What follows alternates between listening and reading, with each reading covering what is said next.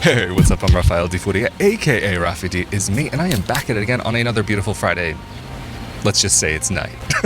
Anyway, today I'm going to be talking about being an expat in Italy and talking a little bit about the dolce vita and like how sweet or how dolce do you want your vita, your life, and a little bit of the pros and cons like I've done in the past. And you may be wondering why I am on top of a mountain here in the city where I live, Merano, up in the north of Italy, in front of a kind of castle-y tower type thing. And really, it's just as simple as because I can. I'm actually on a path, which I told myself I would not do again. Filming on a path just seems like a bad idea, but I mean, that view though. A lot of people want to come to Italy because of the dolce vita, la bella vita, or what I like to call pizza, pasta amore. And of course, if you're interested in helping this channel, there are shirts, mugs, onesies, and more with pizza, pasta amore, and other designs available. Link down below. And also, if you'd like to help make more content like this possible on a monthly basis, you can go to rafaeldifuria.com/Patreon. Or if you'd like to help out just once, you can go to rafaeldifuria.com/support. But today we're going to be talking about why a lot of people come to this country, being an expat in this country. Some of the things that may attract us initially to Italy might be things that some people come to resent. And these are things that I've heard from people or things that I've noticed personally that have been a pretty big adjustment for me. I'm sure some of you might be able to notice that it looks foggy off in the distance. And that's not fog, that's actually rain. So I'm hoping to beat the weather on this one. Oh goodness, it's already starting. Let's see, it's kind of been spinning a little bit off and on, but it looks like it's still off in the distance for now. Anyway, hopefully this video doesn't get cut short. But a lot of us come to Italy because we're interested in some of those sweet things are made of these. Who am I to disagree? I've traveled the world and I don't need no 7 C's when I got this. But one thing that I hear a lot about, and this is actually one of the other reasons why I'm on top of a mountain today, is because I've had conversations with people who are interested in moving to Italy. They want to move to a mountaintop village just in the middle of nowhere. The romanticized Italy that so many of us dream about. Even I sometimes dream about these things and think about, man, one day I'm just going to leave everything behind, just go to a mountaintop and start building things out of wood. And so that's one of the big things that if you're thinking about moving to one of these smaller cities, what is available? But first, let's start out with the small things. Water, electricity. There are villages that exist that don't really have these connections, or it can be difficult to get, or even here. I mean, Merano is a pretty affluent town in a very affluent region of the nation. I mean, there's houses that I can just look off in the distance right now that I know may or may not have water and don't have roads, don't have any connections to get them up there. I was speaking with someone a while back, and their parents actually live on the side of a mountain. It was a 3-hour hike up, 3-hour hike down, both directions, pretty much a 90-degree incline going up. And all of the supplies that they would have for the week, for those couple of days until the next supply run, would be on their backs. And that was just how they lived. And this is not too long ago that we're talking about. This is within the past 5-10 years, but they retired and needed to be in a place that was a bit closer to things because it just wasn't physically possible anymore. But there are people in villages that live without these things. But I'm not saying that this is a common thing. Italy is not a third world nation, but there was a comment on one of my videos recently that someone complained that he actually felt like he was living in a third world at times. I haven't seen that part of Italy. I've seen parts of Italy that are old and kind of breaking down, but that's because some of these places are like thousands of years old. If you go to one of these smaller villages, say that you go to a place that does have water and electricity. In a lot of these places, you might not have a good cellular connection. Would you be able to live in a place that, heaven forbid, dun dun dun, has no internet? Is this possible for you?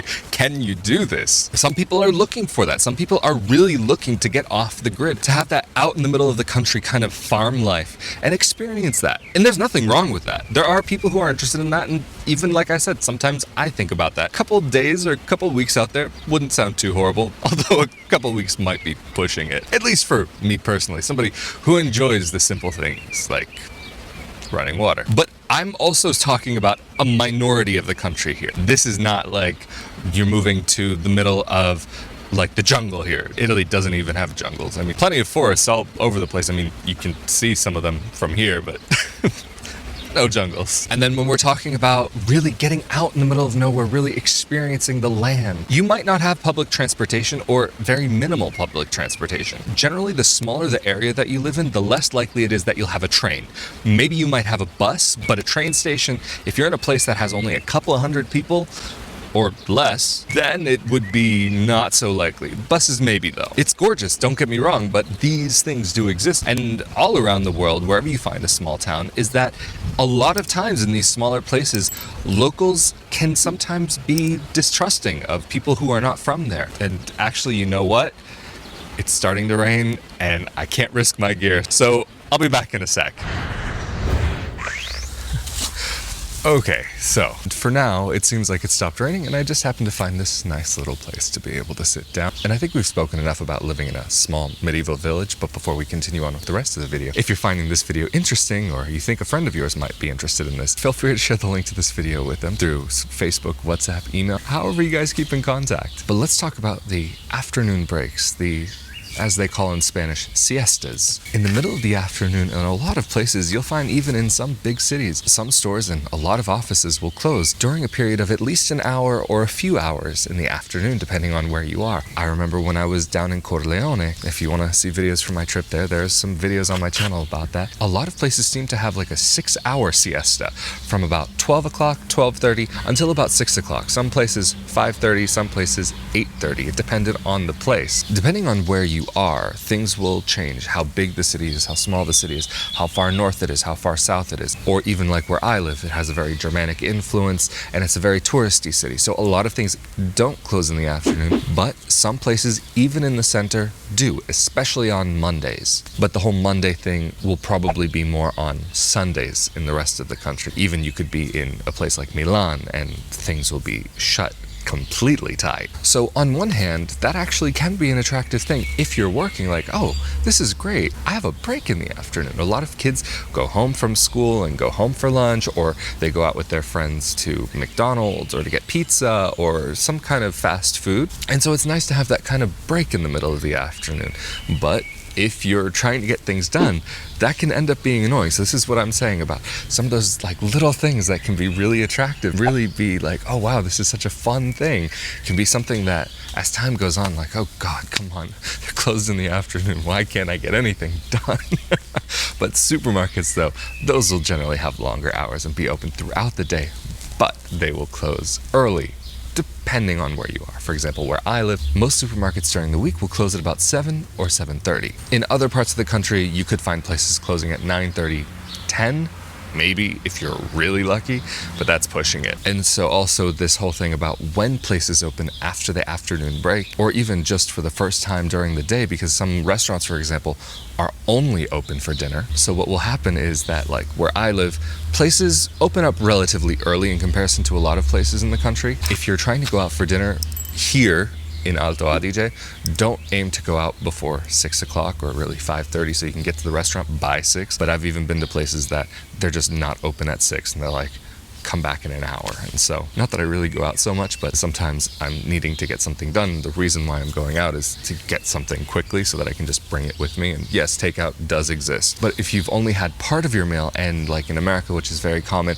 to take it home and reheat it another time, in Italy that's seen as a very strange thing. Although now here in this region, because of the influences from Germany, it's starting to be kind of seen as this like hip cool thing because you're conserving and you're not wasting so much. And I think some other places in the north are starting to catch on with that too, but in general, if you're going to a restaurant, they'll look at you very oddly if you want to take what you haven't finished. And the same thing will go in the middle of the afternoon.